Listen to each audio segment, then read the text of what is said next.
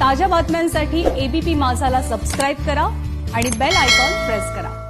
मराठा आरक्षणाला स्थगिती मिळाल्यानंतर संपूर्ण महाराष्ट्र ढवळून निघालाय। यामध्ये एमपीएससी परीक्षा पुढे ढकलण्यासाठी मराठी संघटना देखील आक्रमक झालेल्या पाहायला मिळतात। यामध्ये आंबेडकरांनी थेट उदयनराजेंना बिंडोक अशी उपमा दिल्यानं नव्या वादाला देखील आता तोंड फुटलंय। या सगळ्या मुद्द्यांवरती मराठा समाजाचं नेतृत्व करणाऱ्या संभाजीराजेंना नेमकं काय वाटतंय पाहूयात आमचे प्रतिनिधी राहुल कुलकर्णी यांनी घेतलेली एक्सक्लुझिव्ह ही मुलाखत। नमस्कार, मी राहुल कुलकर्णी। मराठा क्रांती मोर्चा, ठोक मोर्चा अर्थात, त्याचं पर्व 3 आजपासून सुरू होतंय आणि ही ती वेळ आहे की महाराष्ट्रातल्या सर्व तज्ज्ञांशी ह्या विषयाशी निगडीत असलेलं बोललं पाहिजे आपण। आणि आज आपल्या ह्या मुलाखतीमध्ये ह्या विषयाचे सर्वात जाणकार आणि ज्यांचं मत महाराष्ट्रासाठी फार महत्त्वाचं आहे असे संभाजी राजे छत्रपती आपल्याबरोबर आहेत। खरं म्हणजे 9 ते 9 तारीख 1 महिना झालाय। सो महाराष्ट्राला हे जाणून घ्यायला आवडेल की ह्या 1 महिन्यामध्ये राज्य सरकारनं काय करणं अपेक्षित होतं जे त्यांनी केलेलं नाहीये। राज्य सरकारने नेमकं काय केलं नाही ह्याच्यावर भाषा करण्यापेक्षा त्यांनी काय काय केलंय हे त्यांनी लोकांच्या पुढे सांगावं। पूर्वी सुद्धा मी देवेंद्रजींना सांगत होतो की तुम्ही मुवमेंट्स करत असता हे पब्लिकच्या समोर येऊन सांगायला पाहिजे, मीडियाच्या माध्यमातून असेल किंबहुना आणि वेगवेगळे मार्ग असतील। आणि माझी विनंती राहील मुख्यमंत्र्यांना सुद्धा, अशोकराव चव्हाणांना सुद्धा, की तुमचं म्हणणं आहे तुम्ही प्रामाणिकपणाने करायला लागलाय तर आपण धरू तुम्ही प्रामाणिकपणाने करताय, पण ह्या गोष्टी तुम्ही समोर यायला पाहिजे मीडियासमोर। झूमच्या माध्यमातून ते येतात, मुख्यमंत्री सुद्धा 1-2दा आले होते, पण झूम एक भाग झाला। पण एकंदरीत ॲट लार्ज सगळ्यांना समजायचं असेल तर तुमची प्रेस कॉन्फरन्सेस व्हायला पाहिजे, प्रेसला संबोधित करणं गरजेचं आहे आणि आमची भावना किती प्रामाणिक आहे हे त्यांनी सांगणं गरजेचं आहे। आणि ते जरा कमी पडतात असं म्हटलं तर काही चुकीचं नाही, पण ते करावं अशी माझी विनंती आहे त्यांना। त्यांनी स्वतःहून, कारण ते तज्ज्ञ नाहीये, पण तरी सुद्धा एक जनभावना अशी आहे की अध्यादेश काढणं, कायद्याच्या दृष्टीनं जो कायदा एक्झिस्टिंग आहे तिथं अध्यादेश काढणं बरोबर आहे का, किंवा आणखी असे काही ऑप्शन्स होते का राज्य सरकारसमोर की जे त्यांनी युटिलाइज केले नाहीत, जसं तुम्ही म्हणता ते येऊन सांगतही नाही। माझा तोच प्रश्न आहे। मी सुद्धा फार विद्वान आहे असं नाही, माझा रोल हाच आहे की समाजाच्या ज्या भावना आहेत ते लोकांच्या ते सरकार दरबारी पोचवायचे। तर तुम्ही जी टीम अपॉइंट केलेली आहे, अटॉर्नी जनरल आहेत, तिथं रोहित गी आहेत, नुसतं झूमपर्यंत राहण्यापेक्षा नेमकं तुम्ही काय काय केलेलं आहे ह्या गोष्टी पुढे यायला पाहिजे। की तुम्ही जसं त्यांनी एकदा सांगितलं की आम्ही एक पत्र लिहिलेलं वरती महाराष्ट्र सरकारच्या वतीने ती स्थगिती उठवावी अशी विनंती केलेली, पण त्यासाठी स्वतः जावं लागते, पिटिशनर्सनी चीफ जस्टिसकडे जावं लागते। तर काल चीफ जस्टिसना पूर्ण टीम भेटून आली, म्हणजे रोहितगी वकील होते आणि सगळे होते, पण हे तुम्ही लोकांना सांगायला पाहिजे। म्हणजे लोकांच्यापर्यंत अजूनही येत नाही, तेव्हा लोकांचा संभ्रम हा निर्माण व्हायला लागले की सरकार पॉझिटिव्ह आहे काही नाही। ते सरकारने त्यांची भूमिका जर पॉझिटिव्ह असतील तर त्या गोष्टी त्या तोडीने त्या पद्धतीने सांगावं लागते। सरकारमध्ये विलिंगनेस आहे का? नाही, आता आपण असं गृहीत धरू की ज्यावेळी सामाजिक मागास हे मागासवर्गीय आयोगाने सिद्ध केलं मराठा समाजाला, त्याला 288 आमदारांनी पारित केला हा कायदा आणि एकमुखी मतदान झालं होतं, पण त्यावेळी सगळेच पॉझिटिव्ह होते। तर आपण असं म्हणू शकणार नाही की सरकार पॉझिटिव्ह नाही आहे, सरकार पॉझिटिव्ह असणार आहे, पण त्याच्यासाठी जे झेस्ट लागते किंवा झेस्ट म्हणजे त्याला एक म्हणजे ती तळमळ धडपड जी पाहिजे ती कुठं कमी पडते का ह्याच्यावर प्रश्न किंवा निर्माण होतात। तर माझी त्यांना विनंती राहणार, तुम्हाला काय वाटतं, कारण तुम्ही ह्या सगळ्या प्रोसेसमध्ये आहेत म्हणून आणि तुम्ही पक्षीय पातळीपेक्षा मी तुम्हाला खूप वरचा मानतो आणि महाराष्ट्रातली जे प्रेक्षक मंडळी तुम्हाला बघतात आणि आपलाही समाज बांधव किंवा आपल्या समाजाच्या पेक्षाही बाहेरचा वर्ग तो तुम्हाला एक मच्युअर नेता म्हणून बघत असतो। बाकीच्यांची काय मत आहेत त्याबद्दल मी विचारणे, पण तुम्हाला असं का वाटतं की देर इज नो विलिंगनेस? नाही, मी म्हटलं नाही देर इज नो विलिंगनेस, इच्छाशक्ती त्यांची असणार आहे, पण ती इच्छाशक्ती ज्या पद्धतीने यायला पाहिजे ती अजूनही येत नाही आहे. आता MPCचंच उदाहरण घ्या की मी त्यांना कितींदा सांगायला लागलोय की तुम्ही मागच्या वर्षी ज्या नियुक्त्या होत्या त्या 420 नियुक्त्या झाल्या पण त्यांना रुजूच केलं नाही. मग तुम्ही ह्यावेळी का गडबड करायला लागलाय? आता ह्याच्यासाठी किती बोलायचं मी? कितींदा एकच विषय 10दा मी ओपनली स्पीकर सगळे मीडिया सुदैवाने लाईव्ह करतात माझं भाषण. तर ह्या गोष्टी येतात पण ते मी त्यांना काल भेटून त्याच्यावर चर्चा करून मग आता निर्णय घेतील ह्याच्यावर पण का थांबायचं आपण? मुवमेंट फास्ट व्हायला पाहिजे. एमपीएससी हा मुद्दा जरा थोडं स्वतंत्रच बोललं पाहिजे पण आधीचाच मुद्दा पूर्ण करू आपण. तुम्ही जेव्हा मुख्यमंत्र्यांना बोलता तेव्हा तुम्ही हे 4 गोष्टी सांगत असाल ना की these are the things we need to do. मी निश्चित सांगितलेलं आहे जशा की मराठा समाजाच्या भावना काय आहेत, किती आक्रोश आहे, किती समाज व्यथित आहे. आणि मी वेळोवेळी हे सुद्धा सांगितलं त्यांना की तुम्ही मुख्यमंत्री आणि विरोधी पक्षी नेत्यांना एकत्र बसवा, एकत्र या, एकत्र प्रेस कॉन्फरन्स घ्या. समाज हा राजकारणाच्या पलीकडे आहे. उदाहरण सारथीचा विषय मी सांगितला. आज तुम्ही मला सांगा सारथीचा विषय सांगून किती दिवस झालेत? 6 महिने 4-5 महिने हा विषय चालू आहे.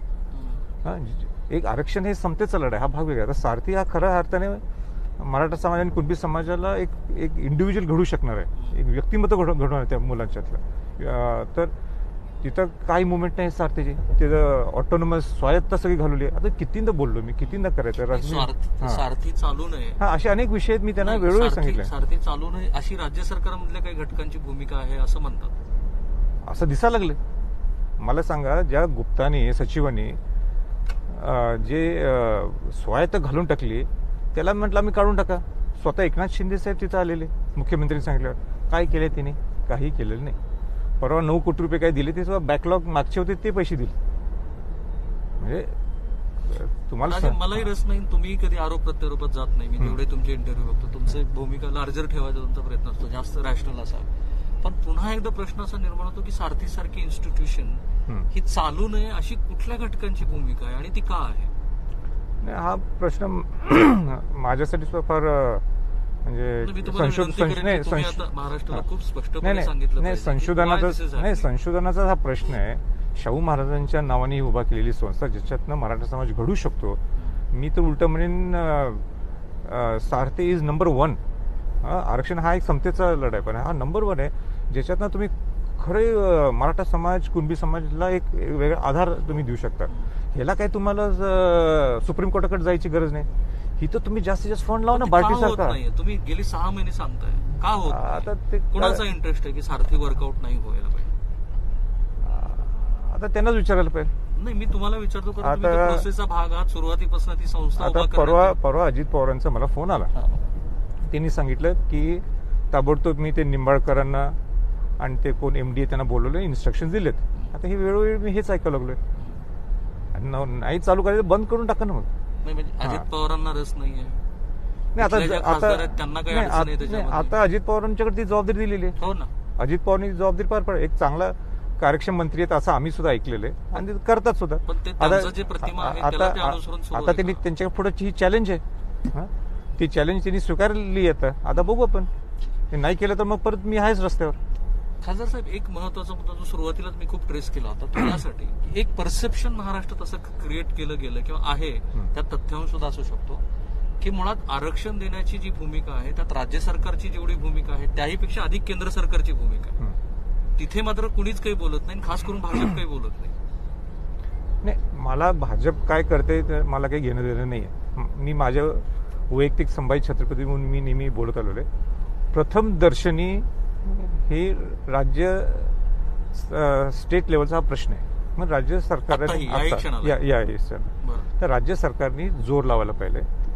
मी प्रामुख्याने ही मुवमेंट सुरू केली की सगळे खासदारांनी एकत्र यायला पाहिजे दिल्लीत आणि नरेंद्र मोदीजींना भेटायला पाहिजे.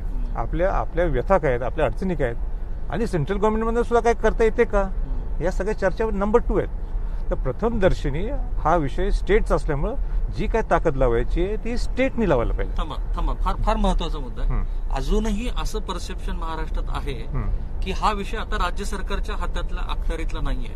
तुम्ही असं म्हणताय की नाही अजूनही ही प्रायमरी जबाबदारी राज्य हो नाही सरकारची पण ही प्रथमतः ही प्रायमा फेशिया जबाबदारी ही राज्य सरकारचीच आहे.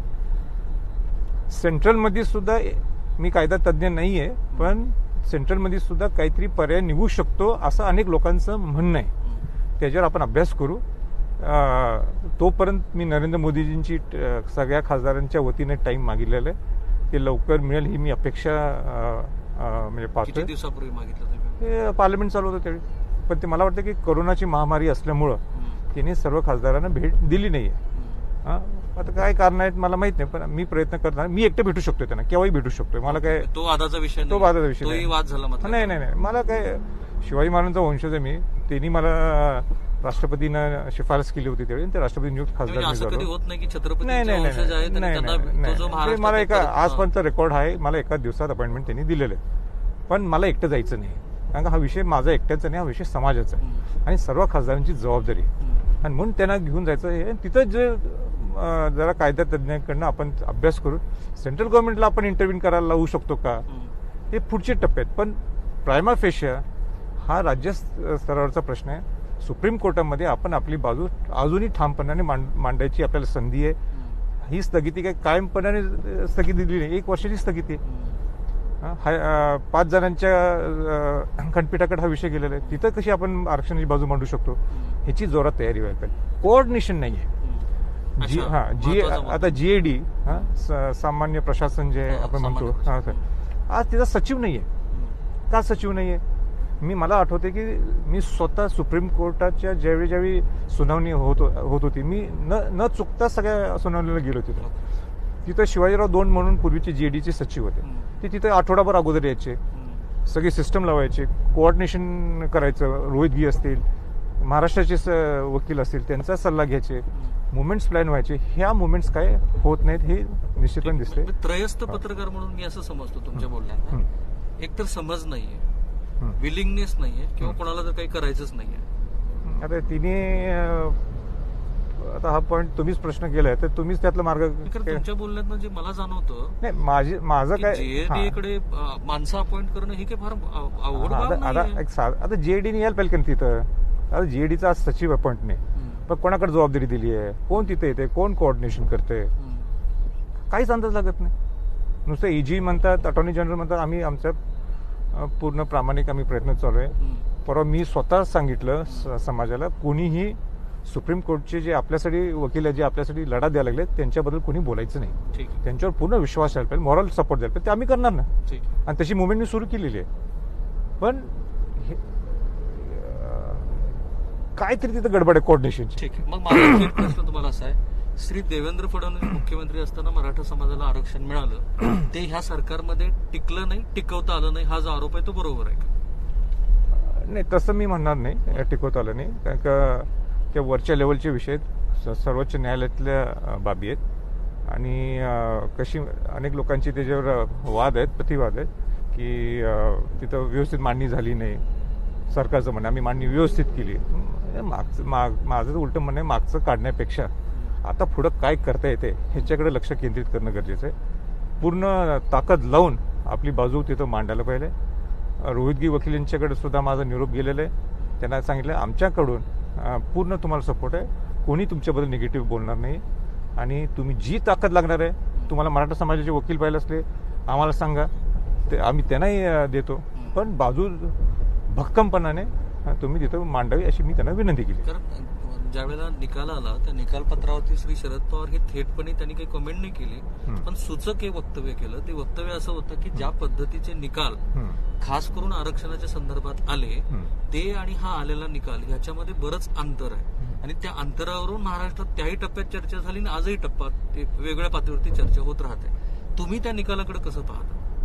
नाही तुमचा प्रश्न नाही समजला. प्रश्न असा आहे श्री शरद पवार यांची जी प्रेस कॉन्फरन्स झाली निकाल आल्यानंतरच्या तिसऱ्या दिवशी त्यात ते असं म्हणाले की अशाच स्वरूपाचे जेवढे निवाडे वेगवेगळ्या न्यायालयात होते त्यावेळेला न्यायाधीशांनी घेतलेली भूमिका आणि महाराष्ट्र सरकारच्या ह्या एका पर्टिक्युलर निर्णयाबद्दल घेतलेली भूमिका याच्यामध्ये कुठेही ताळमेळ लागत नाही. एका अर्थाने एक प्रश्नचिन्ह त्यांनी निर्माण केलं आणि तो अधिकार सर्वसामान्य माणसाला सुद्धा आहे.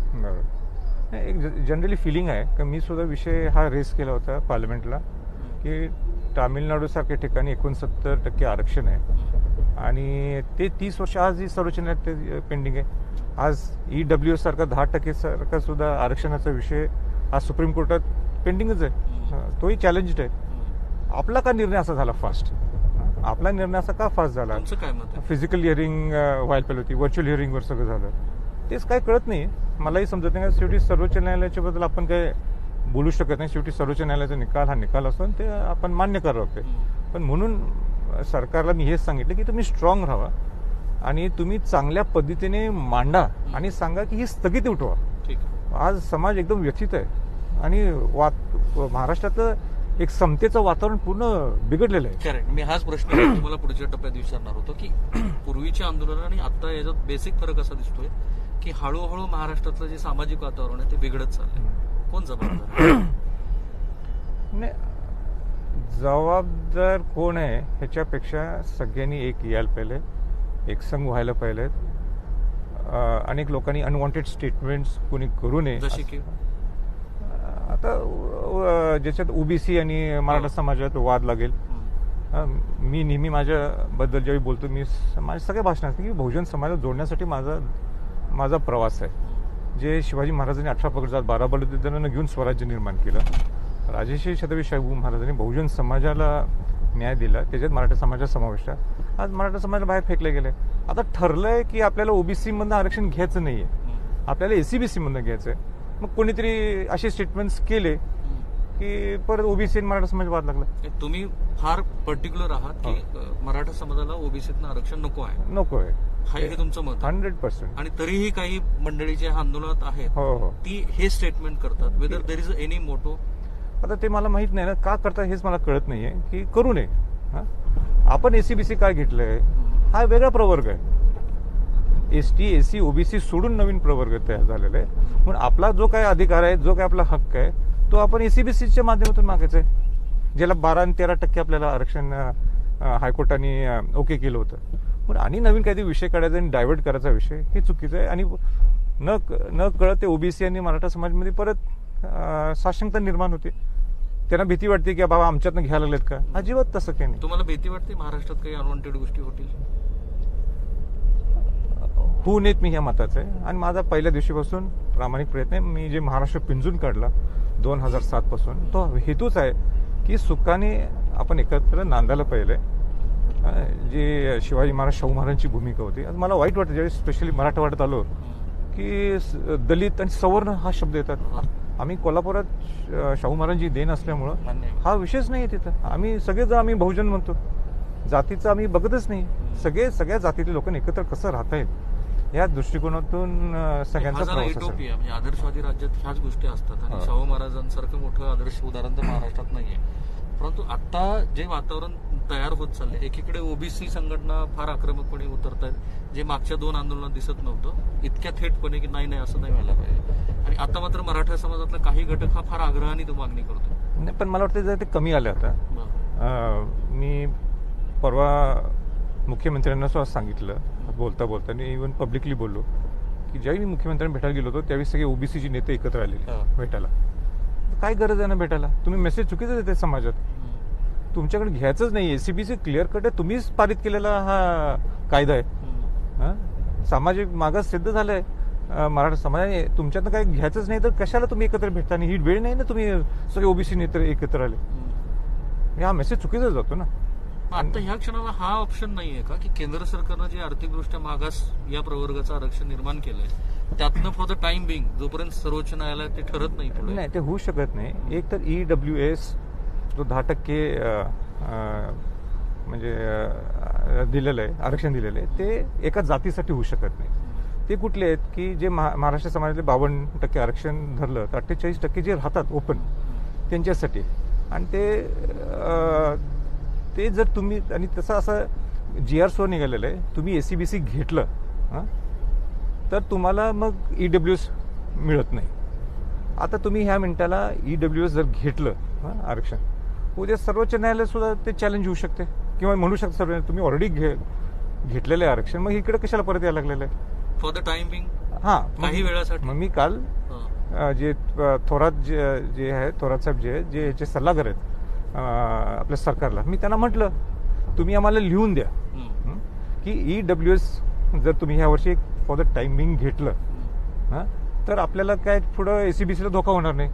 तर ते म्हटले आम्ही तसं काही करू शकत नाही. पण हा ऑप्शन असू शकतो. नाही होऊ शकत नाही. त्याला अनेक त्याचे अनेक सिनियर काउन्सिल सुद्धा म्हणतात ते धोक्याची पातळी येते म्हणजे डेंजर लाईन येते तसं जर केलं तर. बर मला एक सांगा की 40 वर्ष हा मराठा समाज लढा द्यायला लागलेला हा. मग त्या अण्णासाहेब पाटलांच्या पासून 42 मुलांनी आत्महत्या केले हा. मग ACBC कायदा कशाला करायचा का सामाजिक मागास सिद्ध आपण झालो. मग अगोदरच आरक्षण घेऊन टाकलं 10% मोकळं झालं होतं. पण ACBC घ्यायचंच नसेल ना तुम्हाला सोडून टाका ACBC घेऊन टाकू 10% आरक्षण. मग ठीक आहे. माझा आता एक वेगळा थोडा थेट प्रश्न असा आहे तुम्हाला. आपण एखाद्या व्यक्तीचं जो सामाजिक जीवनामध्ये आहे त्याचं मूल्यमापन कायम करत असतो त्याला बघत असतो त्याची वक्तव्य पाहत असतो. प्रकाश आंबेडकर यांच्याबद्दल तुमचं मत काय. प्रकाश आंबेडकर हे विचारवंत आहेत हुशार आहेत आणि आपली भूमिका नेहमी स्पष्ट मांडायचा त्यांचा प्रयत्न असतो. तिने एक भूमिका अशी घेतली प्रकाश आंबेडकरांनी किंबहुना आनंदराज आंबेडकरांनी सुद्धा घेतली की आम्हाला राजकीय आरक्षण नको आहे. जी बाबासाहेब आंबेडकरांनी त्यावेळी सांगितलं होतं तर एवढी मोठी ह्याच्यावर कोण चर्चा करत नाही. ह्याच्यावर चर्चा व्हायला पाहिजे की बाबासाहेब आंबेडकरांचेच वंशज हे आज म्हणतात शैक्षणिक आणि सामाजिक ह्याच्यात आरक्षण असं दे पण राजकीय आरक्षण नको. फार महत्वाचं त्यांनी कमेंट केलेलं आहे. विजनरी गाय बेसिकली ते खूप मोठ्या नाही चांगलं नॅशनल लेवलला मान्य आहेत. आता उदाहरण माझे आणि त्यांची तुलना केली तर मी निश्चित म्हणेन मी समाजासाठी सगळ्यांनी एकत्र येऊन समाजाच्या भावना प्रेझेंट करू शकतो.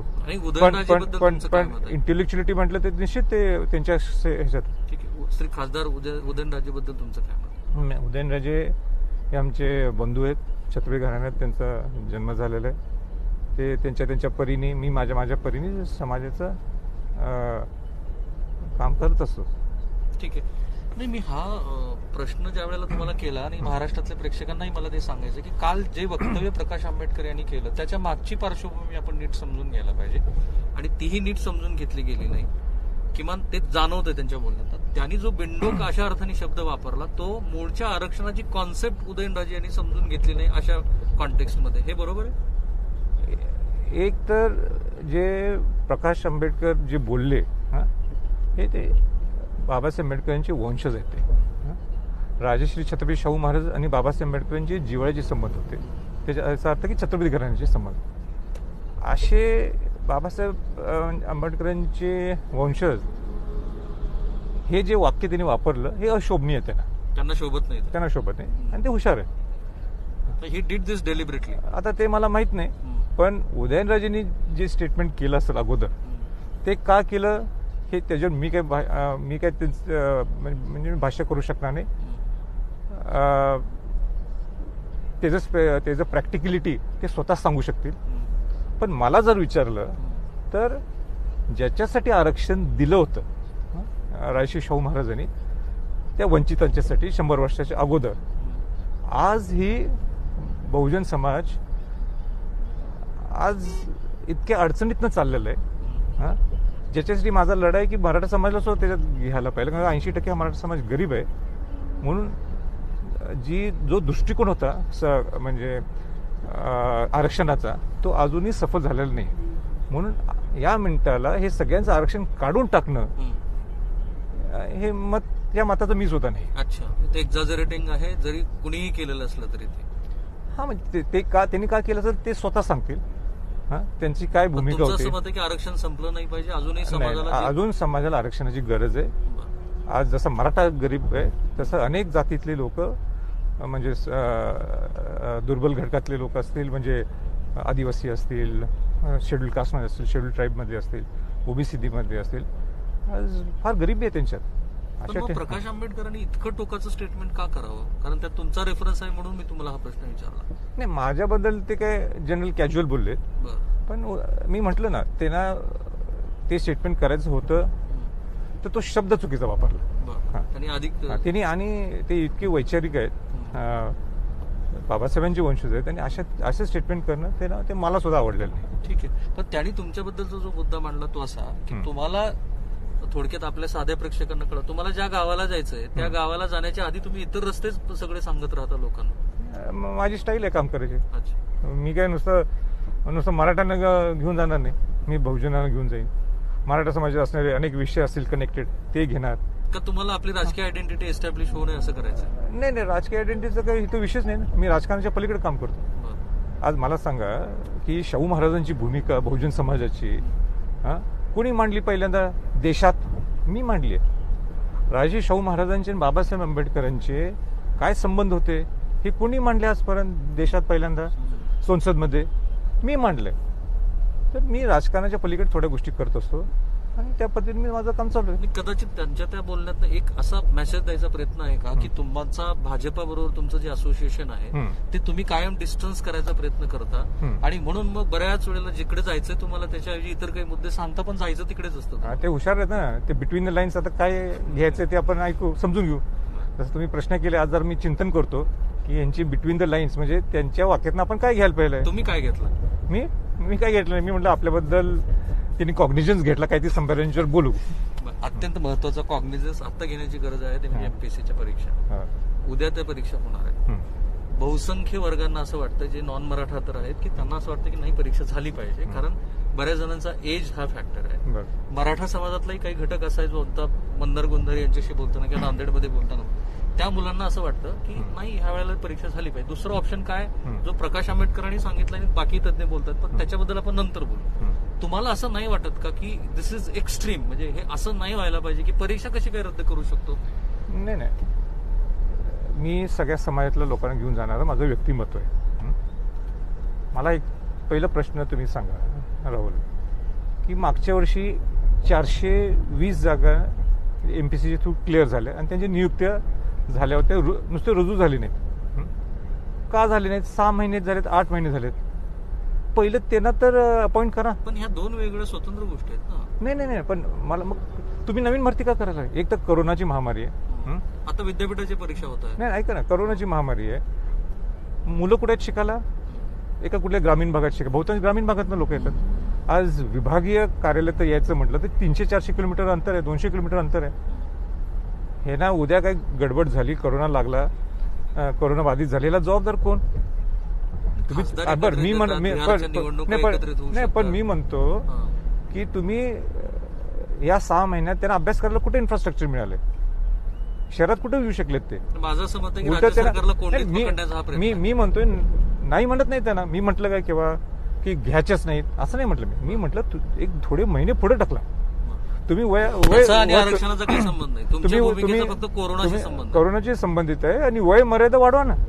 तोपर्यंत मराठा समाज जो दुखी आहे, म्हणजे जी स्थगिती उठवण्यासाठी जो प्रयत्न झाला तो पॅरलल ते होईल, म्हणजे मराठा समाज सुद्धा खुश राहील. आज मराठा समाजाला 12-13% स्थगिती मिळाली, लगेच तुम्ही काढले त्या भरती. हे टायमिंग चुकलेली आहे, टायमिंग चुकीची आहे. तुम्ही काढा ना, 1-2-3 महिने जाऊन देत. वय मर्यादा वाढवा तुम्ही. ते तुमच्या एमपीसी म्हणजे महाराष्ट्राचा जे विषय ते तुम्ही वाढवू शकता.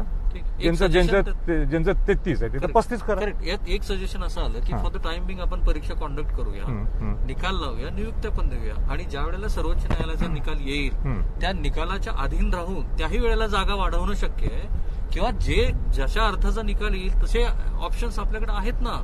आणि हे झालेलं आहे यापूर्वी, असंही सजेशन आहे. आणि प्रकाश आंबेडकरांनी हा मुद्दा काल फार व्यवस्थित मांडला. प्रकाश आंबेडकरांना त्या समितीवर घेऊ आपण आणि त्यांना सांगू देत सरकारला. जर सरकारला ते मुद्दे पटले तर प्लॅन विचार करू. पण ह्या मिनिटाला हे लगेच काय होऊ शकत नाही 2 दिवसात. म्हणून फर्स्ट प्रायमरी फेशा मला असं वाटतंय की तुम्ही 1-2-3 महिने पुढे टाकला. ओके, म्हणजे उद्या परवा होणारी परीक्षा नाही झाली पाहिजे, पुढे टाकला तुम्ही. आणि त्यात मग वेगवेगळे काही पर्याय आहेत ते आपण बसून ठरवू. तो पण मराठा समाज सुद्धा शांत होईल.